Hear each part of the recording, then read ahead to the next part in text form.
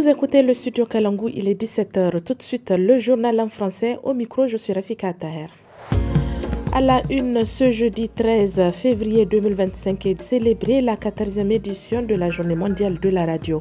Dans ce journal, vous suivrez des témoignages sur l'utilisation et l'importance de la radio des habitants de Maradi. Suivez leurs témoignages dans un instant. Football for School est le projet lancé ce matin à Niamey par la FENIFOOT et le ministère de l'Éducation nationale. Désormais, le football sera obligatoire dans les écoles. Des précisions dans ce journal. La partie magazine de cette édition nous parle de la plateforme mise en place par les femmes du Niger pour continuer le projet de la Grande Muraille Verte. Aujourd'hui, 13 février, c'est la journée mondiale de la radio sous le thème radio et changement climatique. À cette occasion, le studio Kalangu, après plusieurs mois, revient vers les personnes touchées par les inondations à Maradi, à qui il a distribué des postes radio. Suivez quelques témoignages recueillis par Adnan Adamou. Avant d'avoir en notre possession ces postes radio, nous n'avons pas de nouvelles du pays. Mais présentement, nous sommes bien informés. Nous sommes au courant de tout ce qui se passe, même au-delà de la sous-région. Plus besoin d'apprendre avec les autres. Nous avons eu beaucoup d'avancées. La plupart de ceux qui ont bénéficié de ces postes radio sont dans des écoles. Nous allons écouter les informations sans pour autant payer quelque chose pour recharger la batterie. Il fonctionne grâce à l'énergie solaire et le soleil c'est pour tout le monde. Autrement, nous pouvons tourner la manivelle et le compte est réglé. Nous chargeons nos téléphones avec. Nous éclairons aussi nos chambres. Merci Kalangu.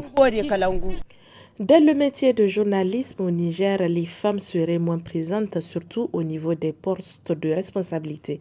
Madame Ibrahim Balkissa Hamidou, ancienne membre de l'Association des professionnels africaines de la communication APAC Niger, est au micro de Yawale Abdulmouni. À Tawa, dans le domaine des médias, contrairement à la région de Niamey, il y a moins de femmes qui s'intéressent au métier, au journalisme, alors que c'est vraiment un métier où il faut vraiment encourager les femmes à venir parce que c'est vraiment un domaine qui est très intéressant où on apprend beaucoup de choses. J'encourage les femmes à s'adonner à cette activité. J'encourage les jeunes filles aussi à aller se former au niveau des écoles de journalisme pour pouvoir embrasser la carrière.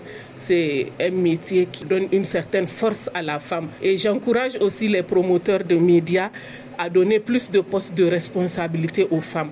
Parce que les femmes, c'est des gens qui travaillent avec le cœur. Elle le fait correctement parce qu'elle ne veut pas être critiquée ou elle ne veut pas être mal vue par la société. Parce que pour certaines, la femme n'est pas capable. Or, on a vu au Niger des médias qui ont été créés par des femmes, gérés par des femmes. Et on a vu la différence aussi avec les autres médias. C'est des gens qui sont engagés à aller de l'avant et qui ne baissent pas les bras malgré les obstacles qui s'opposent à eux. La ministre de l'Éducation nationale, de l'alphabétisation et de l'enseignement professionnel et de la promotion des langues nationales, Dr Elisabeth Chérif, a présenté hier le bilan de la mise en œuvre de sa lettre de mission. Dans l'extrait qui va suivre, la ministre a relevé l'intérêt et la nécessité de ramener certaines matières dans le programme scolaire au primaire et au secondaire. Des propos recueillis par nos confrères de la radio-télévision du Niger. Nous avons dans la lettre de cadrage, insérer la nécessité de réhabiliter certaines disciplines qui étaient soit mises de côté ou pas assez prises en compte. C'est le cas de l'activité pratique et productive, c'est le cas de l'instruction civique et morale. ICM, si vous remarquez quand je pars dans les écoles, nous tenons à voir les jardins scolaires. Et c'est très important de voir combien les enfants s'investissent dans ces activités. Il y a les activités pratiques et productives, mais il y a aussi l'éducation civique et morale qui a été ramenée au niveau des collèges. À un moment, on l'avait suspendu, mais là, nous l'avons ramené et étendu au centre de formation d'enseignement professionnel compte tenu de la fusion du ministère. Restons dans le cadre scolaire pour parler sport cette fois-ci. Le projet Football for School a été lancé ce matin à Niamey au lycée d'enseignement professionnel Issa Berry. Il vise à intégrer le football de manière obligatoire dans les écoles et les centres d'enseignement technique. C'est une initiative de la Fédération nigérienne de football en collaboration avec le ministère de l'Éducation nationale.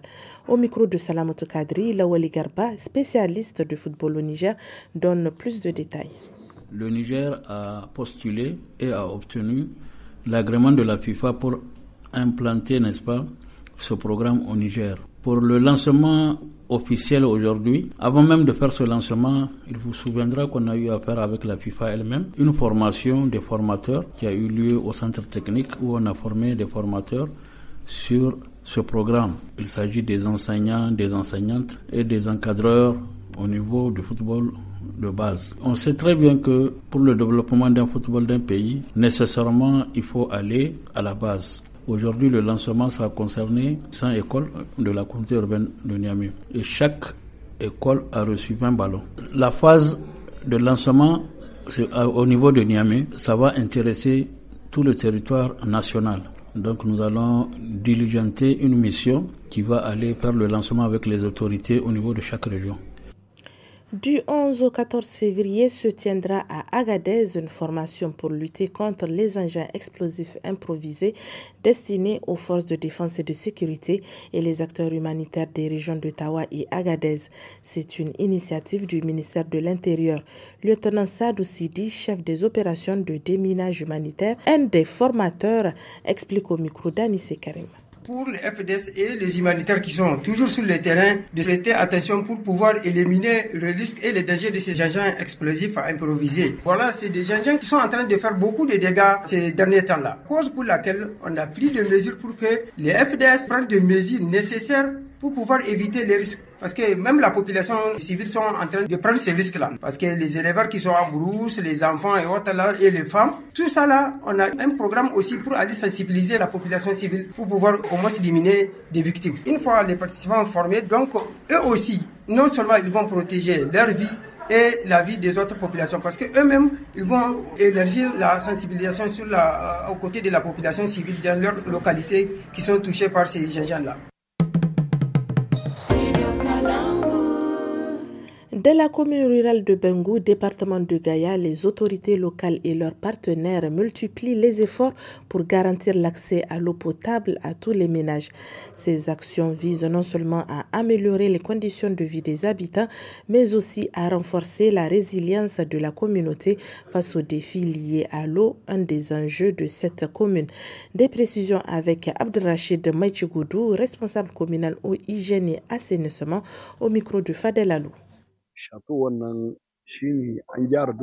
Le château a été réhabilité. Ensuite, on a fait une promotion d'installation des robinets dans les ménages. Au total, 50 robinets ont été installés. Au début, le château fonctionnait à l'aide du courant électrique uniquement. Mais maintenant, on a ajouté le système solaire. En plus, des bornes fontaines ont été réalisées pour vendre de l'eau à la population. De 16 bornes fontaines au début, elles sont aujourd'hui au nombre de 20. Et cela pour mieux satisfaire les besoins de la population en eau. Dans la région de Difa, ces derniers temps, des eaux souterraines remontent un peu partout dans des villages situés dans la commune urbaine de Mainosoroa. Il s'agit particulièrement des villages d'Adebour et Tchafalam et cette situation constitue une menace pour leur culture, selon les explications de Mai Wandara, un leader communautaire. Il est au micro de Maman Idrissa. Cette situation nous préoccupe vraiment. Là où nous faisions des forages jusqu'à 20 mètres pour trouver de l'eau, actuellement c'est l'eau qui sort d'elle-même et envahit nos périmètres de culture. On ne peut plus travailler sur certains périmètres. Par exemple, à la vallée de Tchafalam, auparavant nous cultivions même du manioc et de l'oignon avant d'aller vers la culture de la canne à sucre. Aujourd'hui, 80% de cette vallée n'est pas exploitable. Et puis nous ne pouvons pas utiliser cette eau car elle a un goût du natron. Quelque part, les animaux même ne la consomment pas. Les autorités sont au courant de cette situation. Une équipe était même sur place. Nous leur demandons de prendre des mesures.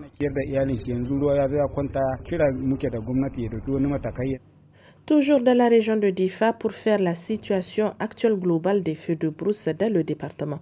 Selon Oumar Ali, directeur adjoint du service de l'environnement, les feux de brousse recensés au mois de décembre ont entraîné la destruction de plus de 4000 hectares de ressources pastorales.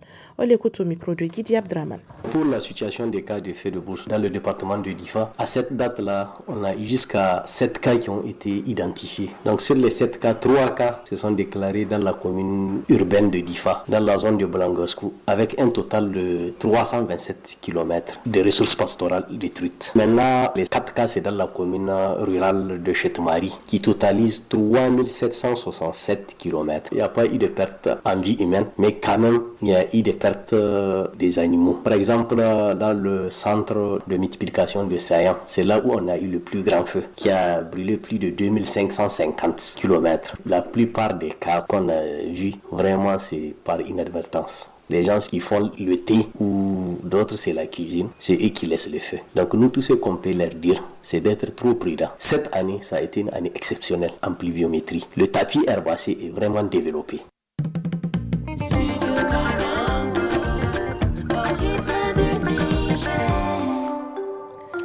À présent, la partie magazine. Les femmes du Niger, à l'instar de celles des 10 autres pays de la Grande Muraille Verte, ont créé une plateforme pour contribuer à la réalisation du projet. Pour Madame Kiari Falmata Suntalma, actrice de la société civile et membre de cette nouvelle structure, les Nigériennes jouent un rôle important, particulièrement dans la récupération des terres dégradées. Elle fait partie des activités de la Grande Muraille Verte. Pour plus de détails, suivez ces explications au micro de Habiba Ahmed.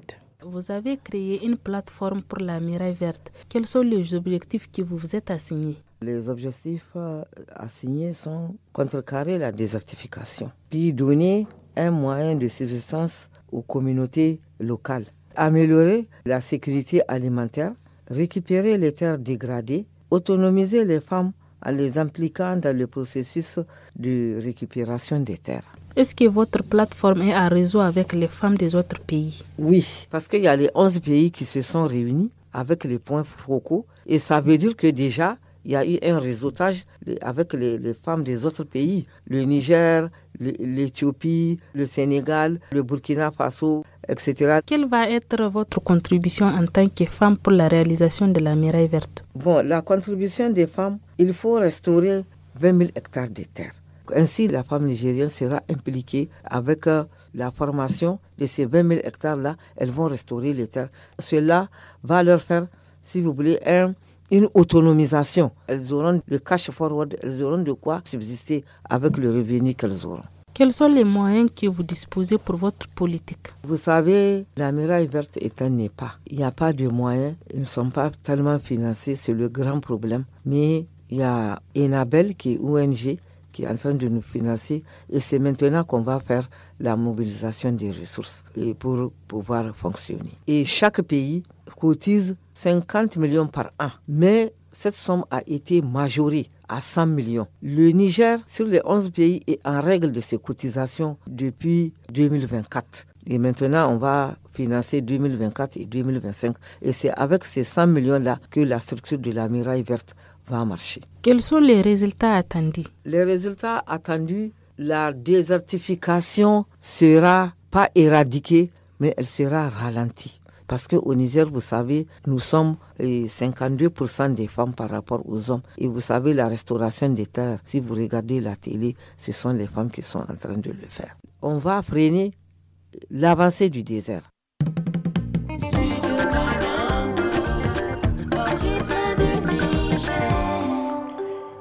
Nous sommes au terme de ce journal. Merci de l'avoir suivi.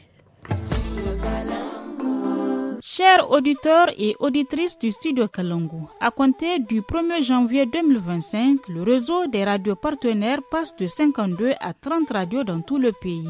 Nous espérons que cette situation, qui est indépendante de notre volonté et de celle des radios partenaires, ne sera que temporaire. Studio Kalangu.